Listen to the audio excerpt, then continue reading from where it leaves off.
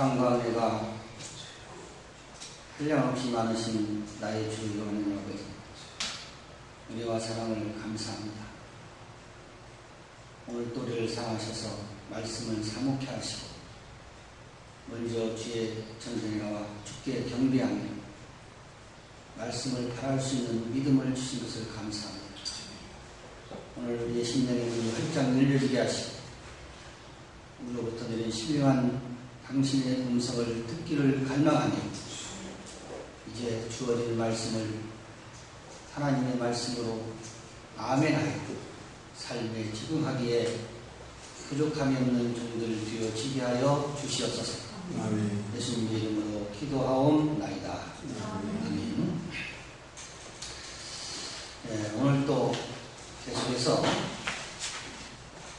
주어진 본문 누가복음 17장 20절 이하 37절 말씀을 위해서 인간의 내면 세계에 대한 창조주의 의도와 사랑의 계획이라고 하는 제목으로 말씀을 드리겠습니다.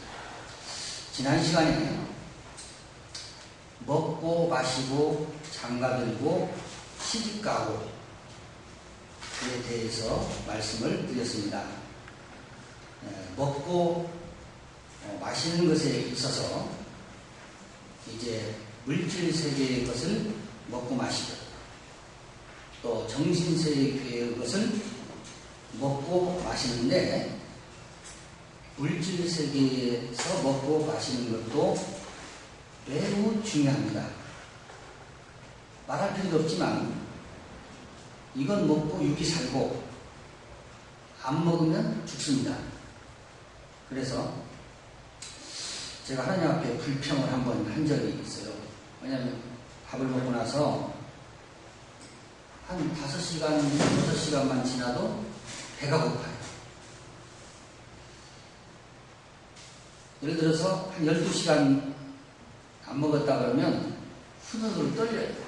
그래서 하나님이 창조하실 때 한번 먹으면 최소한 한 일주일 동안은 안 먹어도 되도록 만드시든지 아니면 뭐 한 달 정도 안 먹어도 되도록 하시면 좋겠는데 이거 뭐 몇 시간만 지나도 배가 고파가지고요. 네.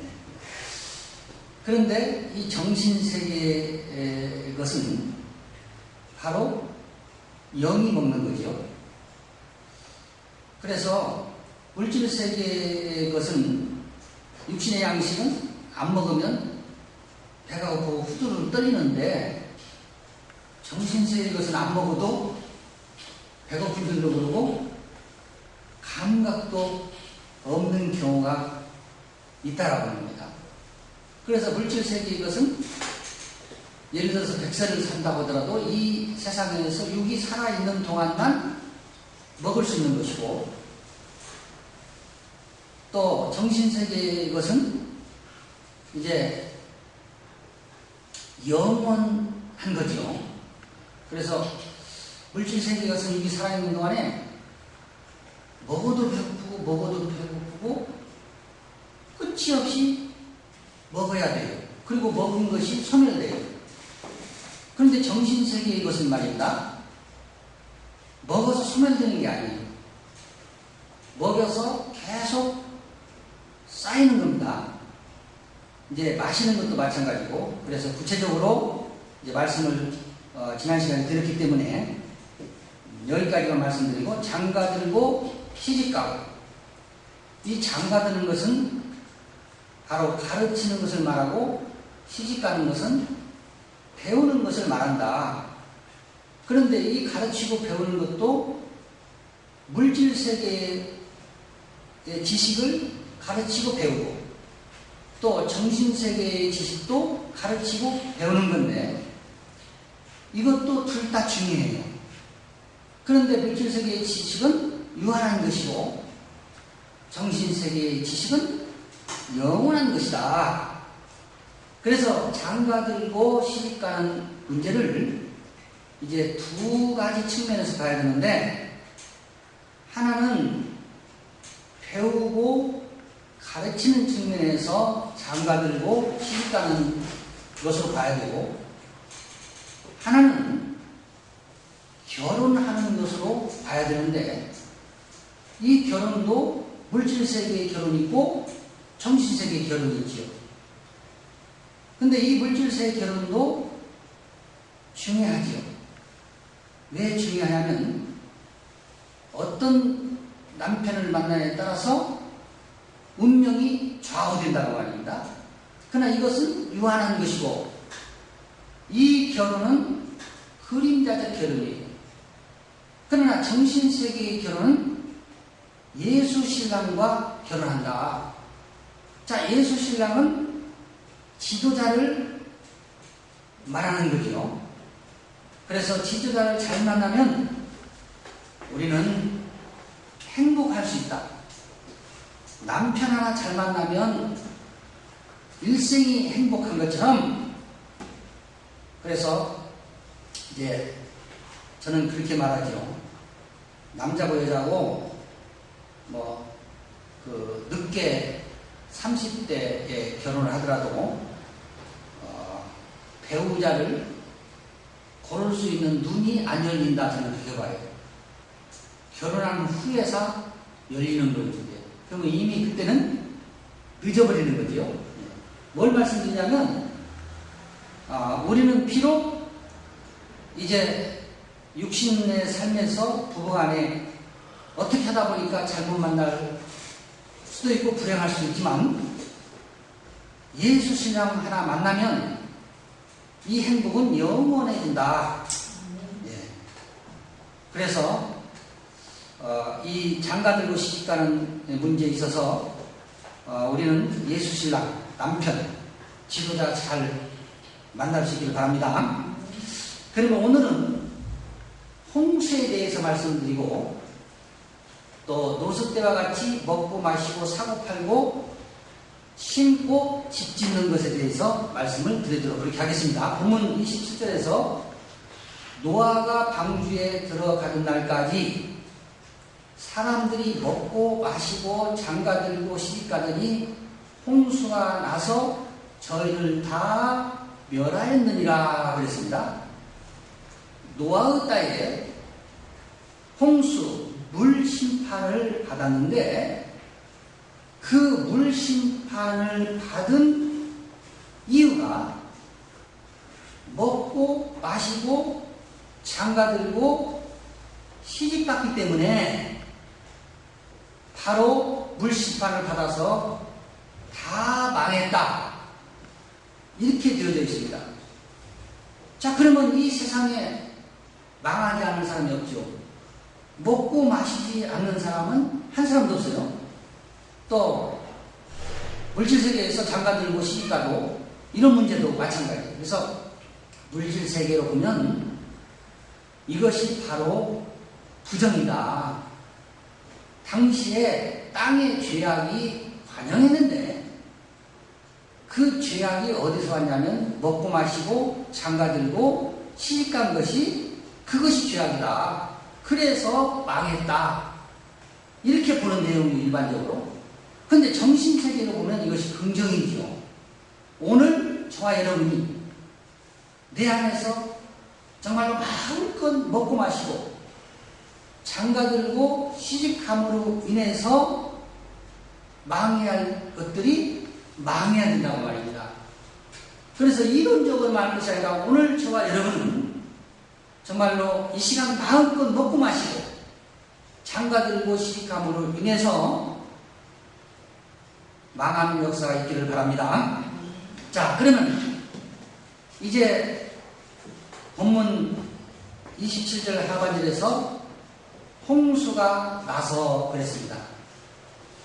이 홍수에 대해서는 짧은 시간에 말씀을 다 드릴 수가 없겠습니다만, 창세기 7장 10절 이하 12절 보면 7일 후에 홍수가 땅에 덮이니 노아 600세 되던 해 2월 곧 그달 17일이라.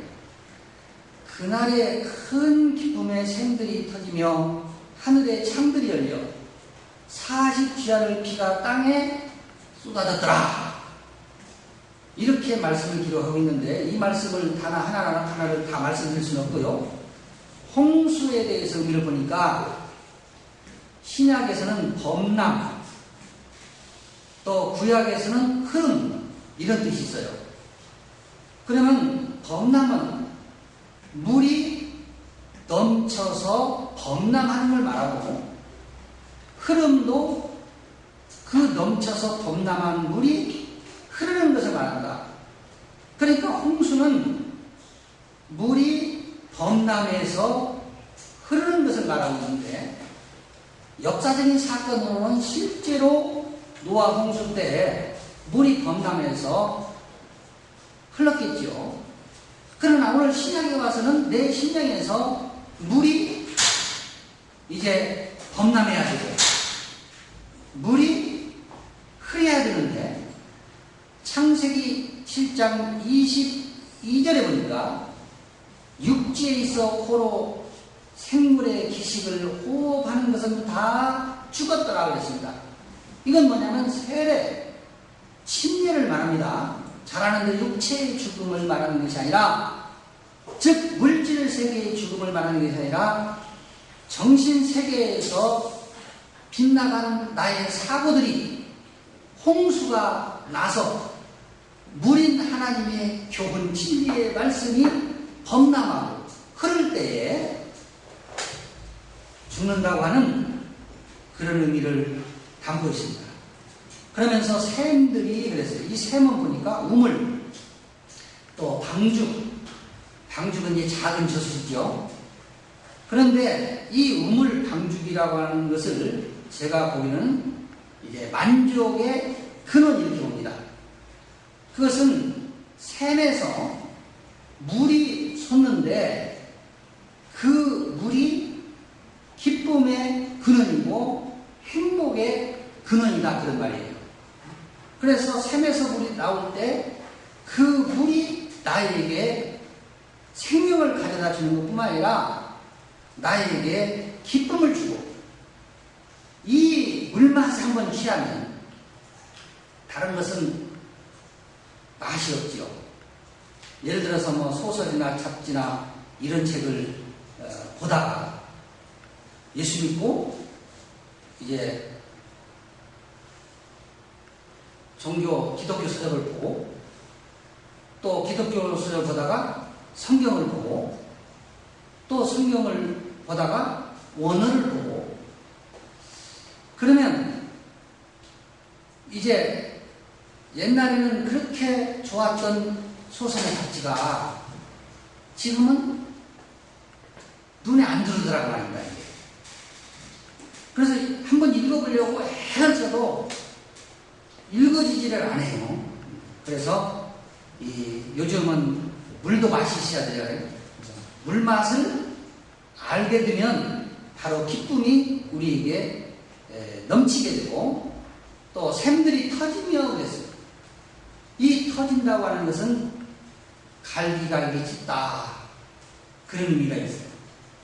무엇을 갈기 찢냐면 말할 것도 없이 우리 안에 있는 짐승의 속성을 번제로 드리기 위해서는 각을 뜨는 것처럼, 바로 나의 자아가 물로 하여금, 샘에서 솟아나는 그 물로 하여금 갈기갈기 찢어지는 것을 말하고, 하늘의 창들이 열려 그랬습니다. 이제 하늘에 대해서는 너무 잘 아니까 이 창이 열려, 이 창을 보니까 무슨 뜻이냐면 수문. 다른 말로 말하면 배수구들아, 물을 위에서 밑으로 내려보내는 수문. 그러니까 하늘의 창이 열렸는데, 이 열린다고 하는 것은 넓게 열다. 수문을 넓게 열어서 많은 양이, 그 물이 내 심령 가운데 흘러 넘치는 것을 말하고 있습니다. 그러면서 40지하를 비가 땅에 쏟아졌더라 그랬습니다. 바로 여기서 주야는 복합단어로서 주는 용, 성장의 시기를 말하고, 야는 빛이 빗나가는 것. 빛이 빗나가서 내 심령을 빛이 빗나가서 이제 밤이 되고 어두움이 된 것을 주야를 비가 그랬어요. 그러니까 야에 비가 쏟아져서 성장한다고 하는 그런 의미가 되겠는데, 이 비는 소낙비예요. 그래서 성경에 보면 이른비, 늦은비, 소낙비, 가랑비, 장마비, 이슬비 등 여러 가지 비가 내리는데, 여기서 쏟아졌다고 하는 것은 발생했다, 그런 의미더라고요. 그래서 내 심령 안에 이러한 것들, 즉 홍수가 발생했다. 오늘 내 심령에 홍수가 나서 내 안의 것들이 다 멸해야 될 것을 말씀하고 있는 겁니다. 그러니까 40주야를 이제 하늘에서 땅에 비를 쏟아 부었기 때문에 홍수가 나서 이렇게 생각을 하는데, 하늘에서만 비가 내리는 것이 아니라 땅에서 물이 솟았다라고 말입니다. 그건 뭐냐면 하늘에서 하나님 말씀의 비가 내 심령 가운데 내려지고 그 내려진 줄을 흡수해서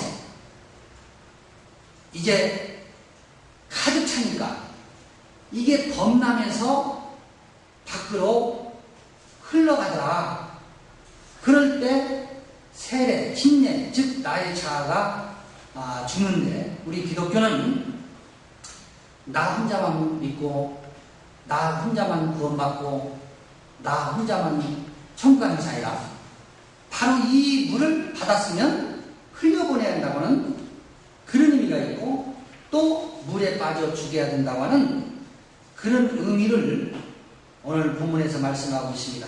자, 그러면 이제 28절에서 또 노수 때와 같으니 사람들이 먹고 마시고 사고 팔고 심고 집을 짓더니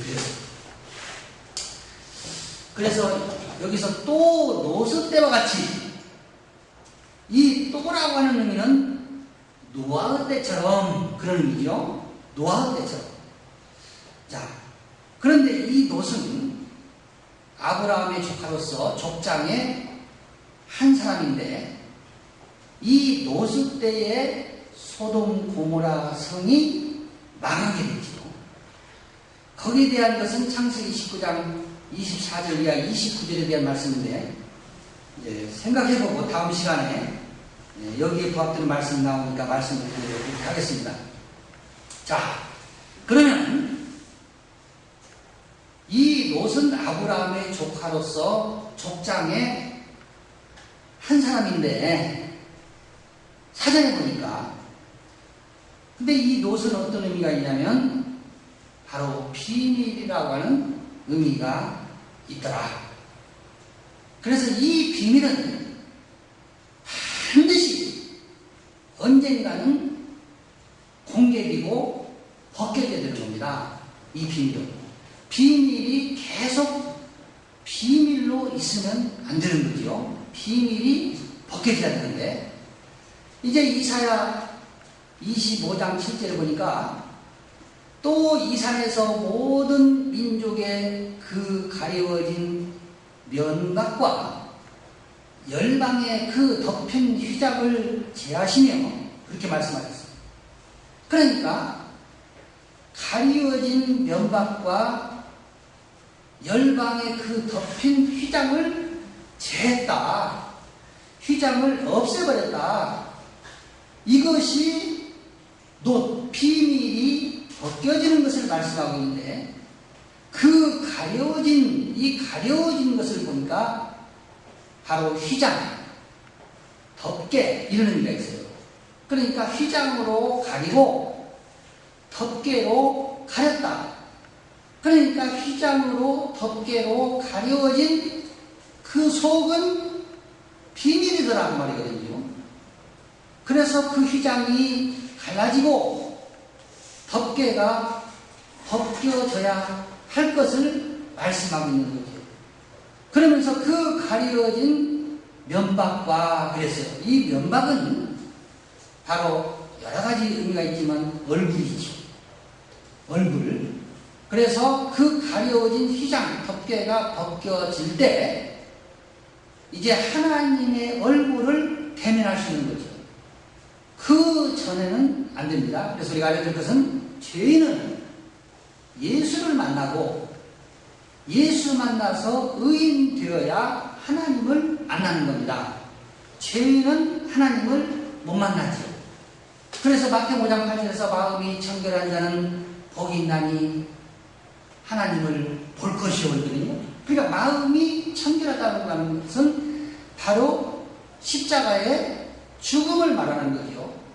그렇기 때문에 마태복음 27장 51절에서 이에 성소 휘장이 위로부터 아래까지 찢어져 버렸어요. 그래서 둘이 됐습니다. 그것은 뭐냐면 예루살렘 성전에는 성소와 지성소가 있는데 성소와 지성소 사이에 휘장이 가려져 있죠. 잘 아는 거죠. 휘장이 가려져 있는 그 안에 지성소는 바로 비밀이에요. 그런데 예수가 십자가에서 운명하는 순간 그 휘장이 위로부터 아래로 갈라져서 둘이 됐다고 말입니다.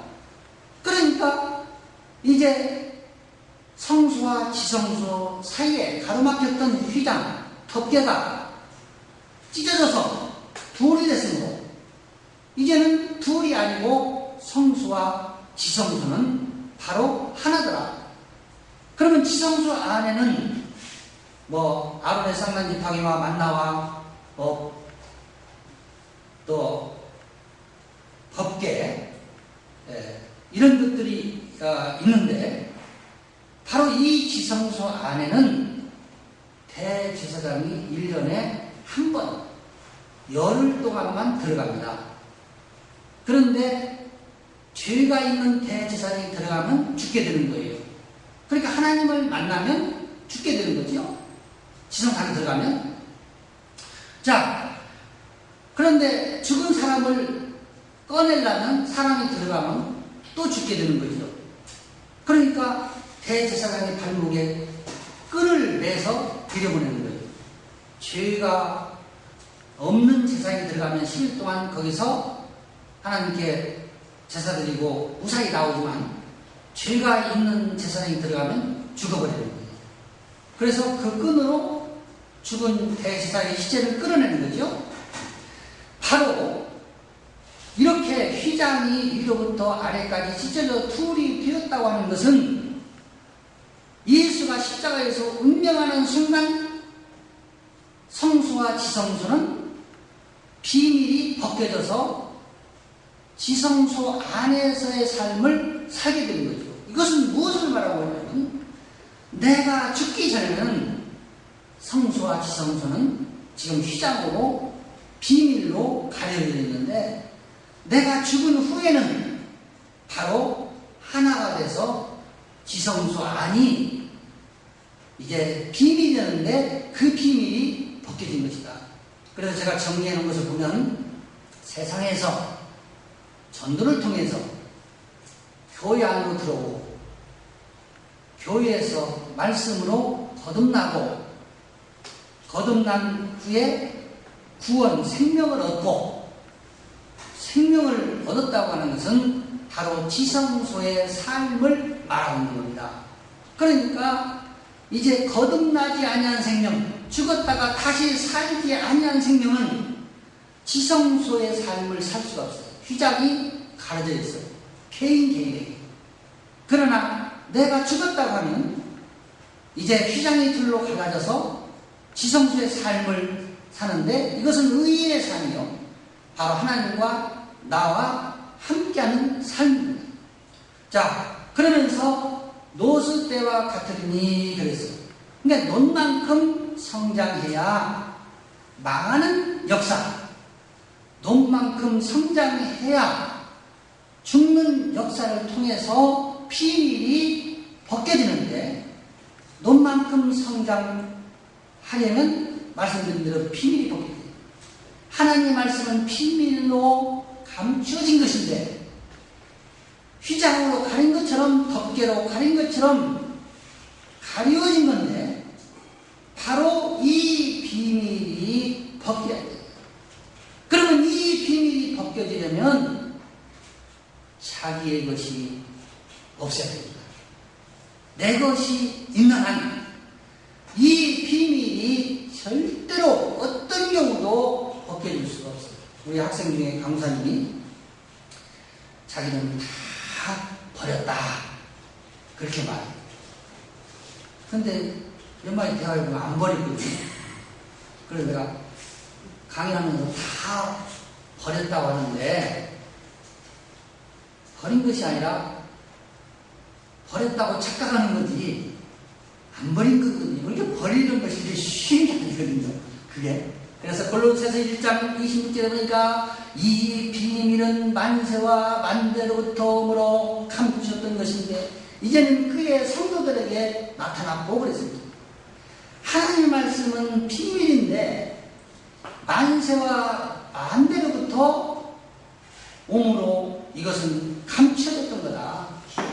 그런데 이제는 성도들에게 나타났고 성도들에게 있어서는 이제는 그 비밀이 벗겨졌다. 그러니까 우리의 목표는 비밀이 벗겨지는 것이죠. 이것이 바로 성경이 열려지는 거라고 말이죠. 이게. 그런데 이제 고린도후서 3장 이제 14절 이하에 보니까 저희 마음이 완고하여 오늘까지라도 구약을 읽을 때 그 수건이 오히려 벗어지지 아니하고 있으니 그 수건은 그리스도 안에서 없어질 것이라. 오늘까지 모세의 글을 읽을 때 수건이 오히려 그 마음을 덮었도다. 그러나 언제든지 주께로 돌아가면 그 수건이 벗어지리라. 주는 영이시니 주의 영이 계신 곳에는 자유함이 있느니라. 아멘. 할렐루야. 천주교에서는 그렇게 너울을 씁니다. 수건으로 가려. 또 하나님의 교회라고 하는 것이 그들의 목표는 지금 일개통에 하나씩 세우는데 제가 거기 예배에 한번 참석해 본 일이 있어요. 토요일 날 하니까. 근데 거기도 천주교처럼 이렇게 수건으로 얼굴을 가려요. 그거 가리면 안 되거든요. 그거 벗겨야 되거든요. 그래서 저희 마음이 완고하여 오늘까지라도 구약을 읽을 때의 그 수건이, 그래서 이 수건은 덮개, 휘장입니다. 그 휘장의 의미는 어떤 의미가 있냐면 부어 만들다, 다시 재창조를 말하는데 오히려 벗어지지 아니하고 있으니 그 수건은 그리스도 안에서 없어질 것이다. 그리스도 안에서는 비밀로 가려졌던 수건이, 덮개가, 휘장이 없어질 것이라. 오늘까지 모세 글을 읽을 때 수건이 오히려 그 마음을 덮었도다. 모세오경을 읽을 때 깨달지 않고 말씀이 비밀로 그대로 있더라. 그러면서 그러나 언제든지 주께로 돌아가면 그 수건이 벗어지리라. 기가 막히다. 주께로 돌아가야만이 그 비밀이 벗겨집니다. 그래서 이스라엘 백성들은 히브리어 자기 나라의 글 가지고 지금 안 벗어진 거거든요. 그러니까 예수를 발견 못하는 거거든요. 그리고 내면으로 들어가야 되는데 밖으로 빠지기 때문에 전쟁하는 겁니다. 물론 토라를 통해서 지혜를 얻어서 그들이 잘 사는 것만은 사실이지만 그들이 지금 히브리인들이라고 해서 지금 성경이 열렸냐, 구약이 열리지 않았기 때문에 전쟁하고 있다고. 그러면서 주의 영이 계신 곳에는 자유함이 있느니라. 주는 영이시므로 주의 영이 계신 곳에는 자유함이 있답니다. 그러니까 수건이 벗겨진 자, 말씀의 비밀이 벗겨진 자는 번제가 드려져서 자유함을 얻은 자다. 이 자유는 불붙임이라고 하는 의미가 있는데 번제를 드릴 때 불을 붙여서 짐승이 거기가 다 타서 죄가 되었을 때 비밀이 벗겨지고 자유함을 얻게 된다. 이런 놀라운 의미가 있고, 그러니까 놋같이 되려면 첫째로 비밀이 벗겨져야 되고, 두 번째로는 두 가지 의미로 본다고 말씀드렸는데 창세기 19장 36절에서 롯의 두 딸이 아비로 말미암아 잉태하고 그랬습니다. 그러니까 이게요, 롯이 자기 두 딸, 큰딸 두 딸이 있는데 그 두 딸을 범함으로 둘 다 임신해서 아들을 낳았어요. 그래서 큰 딸의 아들이 지금 모압 자손이고 작은 딸의 아들이 지금 암몬 자손이거든요. 바로 여기서 둘은 사역의 반복으로 바뀌다. 두 딸은. 그러니까 하나님 말씀을 계속 되새김질하여 반복할 때의 둘. 자, 딸이 말씀에 적용된다는 말하죠. 그러면서 잉태했다고 하는 것은, 잉태는 상인데 하나님과 그리스도 예수를 아는 지식이 롯에게 잉태됐다. 그러니까 롯은 두 딸과 내면에 접합을 함으로 두 딸이 하나님과 그리스도 예수를 아는 지식을 얻게 됐다고 하는 거지. 이것을 물질 세계로 보면 우리 기독교는 정말로 존재 가치가 얻게 되는 겁니다. 내면으로 가야 되죠. 그래서 아브라함이 하갈 처벌하였죠. 유다가 며느리 다말을 보냈죠. 다윗이 우리아의 바세바를 보냈죠. 야곱이 외삼촌 딸 3명하고 결혼했죠. 이것을 지금 물질 세계로 본다고 말입니다. 그러니까 우리 기독교가 처음에 우리 조선에 들어올 때 박해를 받게 된 것은 뭐냐면, 이 기독교는 바로 쌍놈의 종교다. 뭐 이런 종교가 어디 있냐. 그래서 박해를 받았던 겁니다. 그러나 롯의 두 딸이 아비로 말미암아 잉태했다고 하는 것은 롯이 두 딸과 내면의 적합을 의미한다고 말입니다. 이렇게 될 때 바로 비밀이 벗겨진다. 그러면서 사람들이 먹고 마시고, 이 먹고 마시는 것에 대해서는 지난 시간에 말씀드렸습니다만, 고린도전서 9장 4절에서 우리가 먹고 마시는 권세가 없겠느냐? 저와 여러분, 마음껏 먹고 마음껏 마실 수 있는 권세를 얻게 된 겁니다. 그래서 물질 세계에서도 제가 보니까 많이 먹는 사람이 건강해요. 물론 요즘은 많이 먹어서 당뇨 걸리고 많이 먹어서 병난다는 말이 있지만, 어쨌든 식욕이 왕성하는 것은 건강을 의미하고 있거든요. 그러니까 영육간에 우리는 마음껏 먹고 마음껏 마실 수 있는 권세를 얻게 됩니다. 자, 그러면 이제 사고, 팔고, 심고, 집짓더니 그래서 산다고 하는 문제. 이 산다고 하는 문제는 이것도 물질 세계에서 사고 팔고 하고요. 정신 세계에서 사고 파는데, 지금 이 산다고 하는 것은 시장에 가다 이런 뜻이고요. 또 부속하다 이런 뜻이에요. 그래서 이 사고 파는 문제도 시집가고 장가가는 문제를 둘로 보는 것처럼 또 둘로 이렇게 볼 수가 있는데요. 이 산다고 하는 것은 이사야 55장 1절에 너희 목마른 자들아 물로 나오라, 돈 없는 자도 오라, 너희는 와서 사목대에 돈 없이 값없이 와서 포도주와 젖을 사라.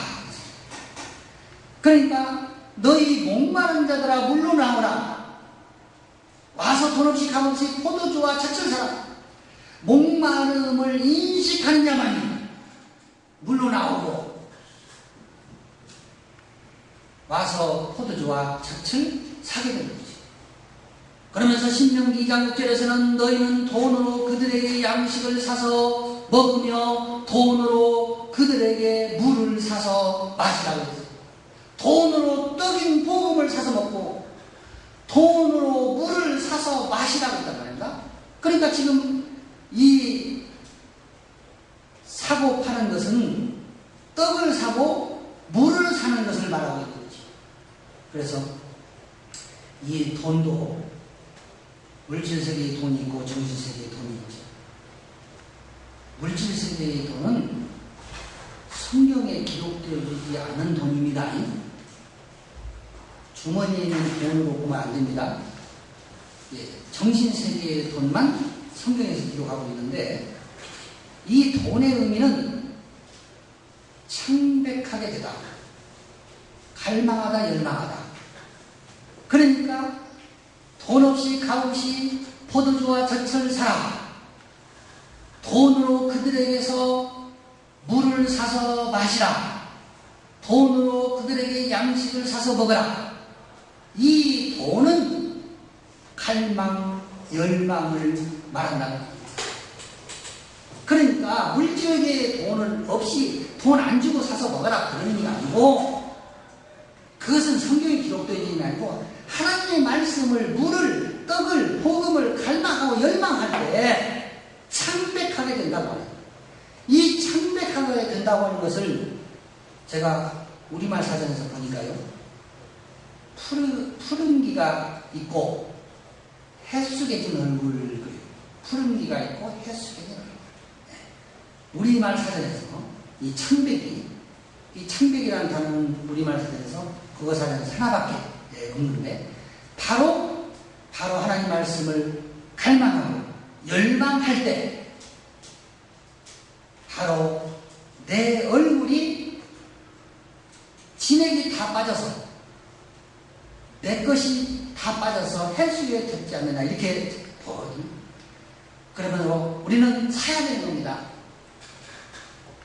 시장에 가서도 뭐 요즘 추석이라 많이 사잖아요. 그것도 사야 되고, 그러나 평소에도 사야 되고, 그러나 내면에서 사고 팔고, 이 팔고는 보니까 바쁘다 그러니까 바쁘다.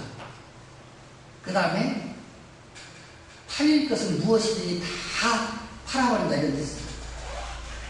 그러니까 우리는 복음인 떡을 팔아야 되는데, 지금 제가 파는 시간이고 여러분도 사는 시간이죠.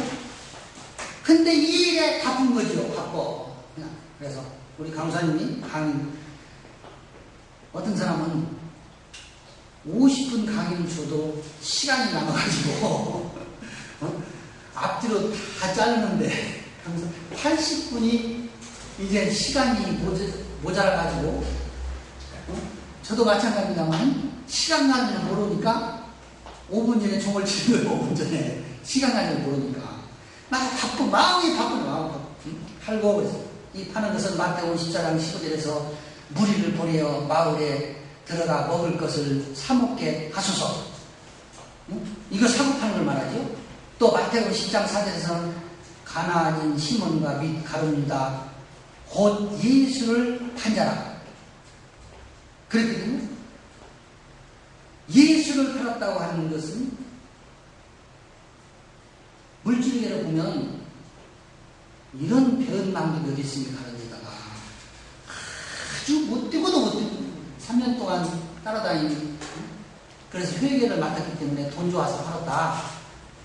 그런데 은 30 팔고 뭐 땅을 샀나 밭을 샀나 그런 의미도 다 본다고 하면 저와 여러분은 가룟유다가 돼야 됩니다. 물질 세계로 보면 반역자지만 정신 세계로 보면 떡인 복음을 팔았다고 하는 얘기예요. 이 가룟유다가. 그러므로 이 사고팔고 하는 문제를 둘로 보는데, 복음인 떡과 물과 포도주와 젖을 사고 팔고, 그래서 파는 자가 있어야 사는 자가 있고 사는 자가 있어야 파는 자가 있다. 그러니까 수요와 공급이죠. 그래서 공급을 수요자가 있어야 공급하는 건데요. 이 문제 가지고 제가 설교를 하면서 많이 생각해 보거든요. 나 혼자 충만하고 나 혼자 알고 나 혼자 깊이 들어가서 사는 사람은 없는데 해가지고는 안 되는 거죠. 그렇죠? 뭐냐면 대중성이 있어서 팔려야 되는 거예요. 금은 보아도 사는 사람이 없어는 아무 소용이 없는 거예요. 히브리어로 기가 막혀도 사는 사람이 없으면, 대중성이 없으면 소용이 없다 그 말입니다. 그러니까 사는 자와 파는 자, 파는 자와 사는 자에 대해서 이제 수요와 공급에 대해서 제가 수년 전에 생각해 본 일이 있어요. 그래서 내가 말씀 깊이 뭐 어찌고 해서 나 혼자는 좋지만 이거 못 알아듣는 말 아무리 해봐도 누가 안 상하니까 안 상하는 거 시장에 내놓고 골라 해봐야 아무 소용이 없다고 하는 게 있죠. 그런데 지금도 그래요. 지금도 사는 자가 많아야 되는데 그래서 사는 자가 많기를 위해서 생각하고 기도하는 거예요.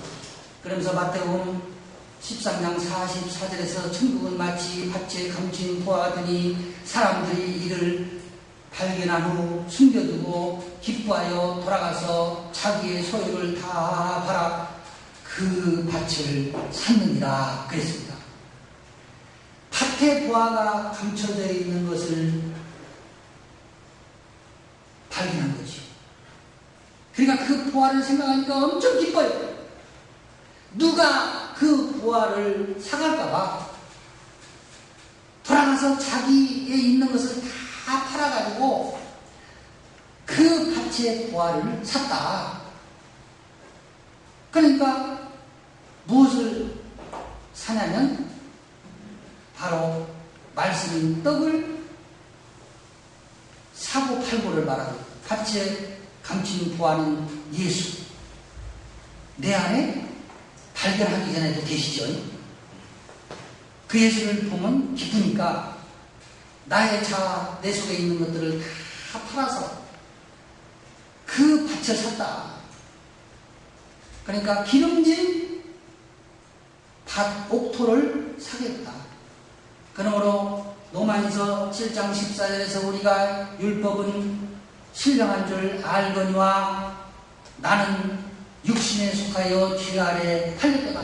이 말씀이 무슨 말씀이냐면 육신에 속한 죄성을 다 팔아버렸다라고 하는 말씀입니다. 오늘 말씀을 통해서 저와 여러분 다 팔아야 돼요.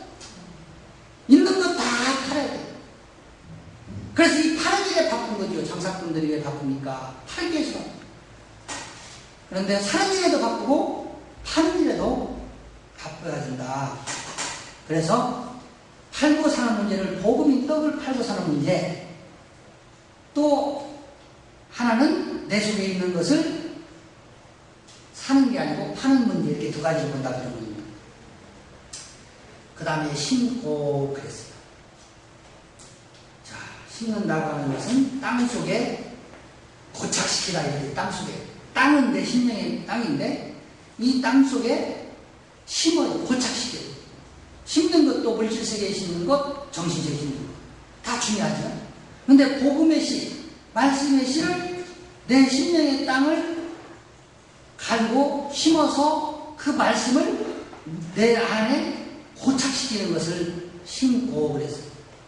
그래서 여러 말씀 드린 대로 누가복음 8장 11절에서 말씀이 씨어이 심으시고 또 마태복음 13장 1절 이하 30절에서는 이제 씨 뿌린 비유가 나오는데 제가 좋아하는 말씀 23절에서 좋은 땅에 뿌렸다는 것은 말씀을 듣고 깨닫는 자니 결실하여 혹 100배, 혹 60배, 혹 30배가 되느니라 그랬습니다.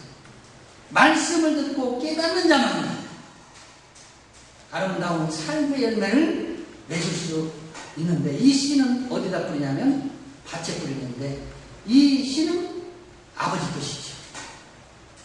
그래서 밭에 뿌리는데 남의 밭에 뿌리면 안 되고 내 밭에 뿌리는 겁니다. 그건 왜 뿌리냐? 열매를 거두기 위해서. 삶의 열매를 거두기 위해 뿌리는 겁니다.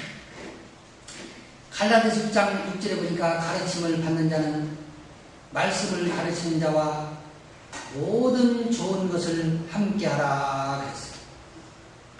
여기서 가르침을 받는 자는 말씀을 가르치는 자와 모든 좋은 것을 함께하라 그랬으니까 주의 종 목사 말씀을 가르치는 자하고 성도들은 그 말씀을 배우니까 좋은 일 있으면 함께하라. 맞죠? 네, 맞아요. 83년도에 처음 개척기도 하고 몇 달 있다가 추석이 돌아왔는데 그래도 개척기 했어도 사람들이 좀 이렇게 날마다 오고 웅성웅성 했는데 몇 달 만에 추석날 되니까 속된 말로 개미 새끼, 파리 새끼 한 마리도 안 와요. 그러니까 참 외롭고, 그때 한번 그 명절이 쓸쓸한 걸 봤어요. 그 전에는 교회 목회를 안 하니까 이제 시골에도 가고 그랬는데, 목회하니까 가도 못하고 누구 하나도 오도 하고. 그러니까 생각해보니까 이 날은 우리 조상들이 우상숭배하기 위해서 만들어 놓은 날인데, 이 날에 내가 쓸쓸히하고 외로워하면 되겠느냐. 83년도 일입니다. 이 날에 내가 날뛰면 되겠느냐. 우상숭배하기 위해서 만들어 놓은 날인데, 고유의 명절이라고 하는 것도 우상숭배해서 만들어 놓은 거지, 듣기 좋게 고유의 명절이죠. 근데 그 뒤로는 이제 교회가 부흥되니까 추석날, 명절날 그냥 이 명절에서 설날은 과일을 싸놓고 오래 먹어도 되는데, 추석날 같은 데는 그냥 못 다 먹으니까 이 썩는데요. 누구 주면 또 흉계핀단 말이고. 네.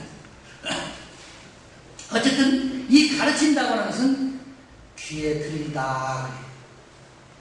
귀에 들린다는 말씀은 요한계시록 2장 29절에서 귀 있는 자는 성령이 교인들에게 하시는 말씀은 저와 여러분이 교회 드려야 돼요. 좋은 것을 함께 한다고 하는 이 좋은 것은 가치 있는 일, 심는 일.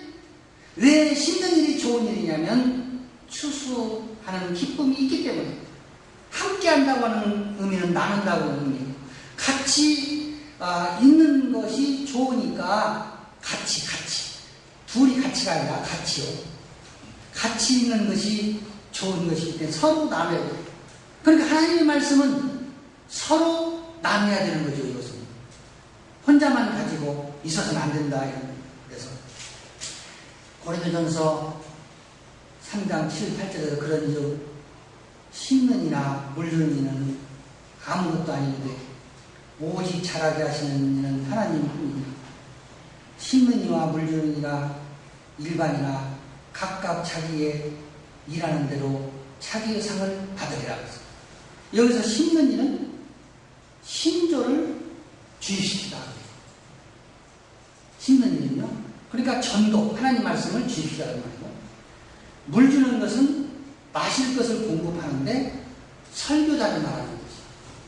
그러니까 전도하는 자가 있고 설교하는 자가 있는데, 전도하는 자, 설교하는 자, 심고 물 주는 자는 아무것도 아니로되 오직 자라게 하시는 이는 하나님뿐이다. 그러니까 나는 늘 생각하기를 그래요. 나는 내 논리도 없고 나는 내 학문도 없다. 아버지 거다. 그러니까 나는 아무것도 아니다. 그래서요, 나는 잘난치 하려고 하지도 않고 겸손하려고 하지도 않고, 나는 그냥 내 모습 그대로 찬송가 있는 것처럼 그냥 있는 그대로 살아야 돼요. 저는 있는 그대로. 그런데 나한테 직접 대놓고 잘난 척하는 사람도 있고요. 간접적으로 빙빙 돌려갖고 나한테 잘난 척하는 사람도 있고, 내가 이렇게 내가 마음이 보이는데 속으로 이 목사 되게 잘난 척하는 하는 사람도 있고. 그래. 근데 나는 하나님 앞에서 사랑 앞에서 잘난 척을 가치도 없고 아무것도 아닌데, 힘든이 물주름이 아무것도 아닌데 내가 잘나봤자 얼마나 잘났겠어요. 그러니까 있는 모습이 상대에게 그렇게 비치는 것 같다. 자, 그렇게 비친다고 해서 내가 그렇게 안 비치려고 노력한다. 그것도 아니에요. 나는 그냥 내 생긴 대로 있는 그대로 그냥 사는 거예요. 그래서 하나님께서 살아야 되는데, 이 일하는 대로는 벤이라고 하는 것은 세운다는 벤이 아니고 톱으로 베버린다고 하는 상처.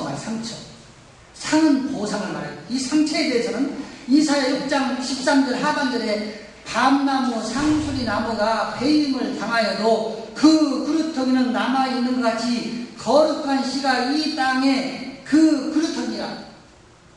밤나무 상수나무를 베버리면, 어떤 나무는 베면 그루터기까지 죽어버리지만 밤나무 상수나무는 베도 안 죽는가 보죠. 근데 제가 알기로는 밤나무는 죽어요. 상수나무는 안 죽어요. 물질 세계니까 이게. 자, 정신 세계니까 그 그루터기에서 남아서 거기서 싹이 나는 거예요.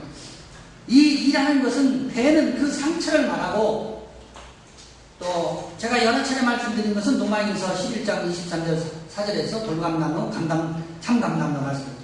그 다음에 자기의 상을 받으리라. 이 상은 보상인데 열매이고 알곡이 되어 있는 거죠. 이제 말씀 마칩니다. 자, 먹고 마시고 사고 팔고 심고 까지 말씀드렸어요. 이것을 본문 27절 하반절에 저희를 다 멸하였으며 29절에서는 저희를 다 멸하였느니라. 그러니까 먹고 마시고 장가들고 시집가고 사고 팔고 심고 집을 짓다가 망했다. 물질계로는 부정이지만 정신계로는 긍정이더라. 그러니까 오늘 말씀을 통해서 저 여러분이 마음껏 먹고 마시고 장가들고 시집가고 사고 팔고 심고 지침으로 인해서 노아의 때처럼 노소 때처럼 다 멸하는 역사가 있기를 주의로 축원합니다. 기도합니다.